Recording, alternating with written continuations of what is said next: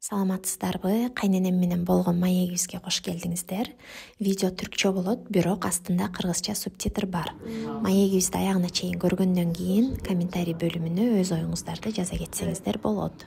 Anne, şimdi bana bazı yorumcular, hani herkes değil tabi, bazı yorumcular diyor ki işte kaynananın karşısında sen nasıl kısa giyersin, nasıl şort giyersin, işte hani elbise giysin, yani uzun elbiseden bahsediyorlar galiba.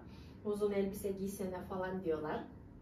Ben de diyorum ki, hatta dün çıkardım video, işte ben kaynanam alıştırdı diyorum beni öyle giymeye, hani kısa giymeye. Hatırlıyorsun değil mi? Annem kaçıncı asırda yaşıyorsun çocuğum? İşte. Kocan izin verdikten sonra kısa etek de giyebilirsin, kısa şort da giyebilirsin. Neymiş o uzun etek? Ben senin topuklu ayakkabı, mini etek de giymeni istiyorum. Ama giymiyorsun. Ya Gelin işte. kaynanaya benzer diyorlar. Benzemiyor işte topuklu ayakkabıyla. İşte her zaman demedin mi topuklu giysene? Giyin. Onun bir lafı vardır. Şu kadar işte olsa topuklu giyin, dik durun.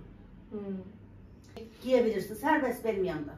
Kocaları karışmadıktan sonra ben karışmam kızım.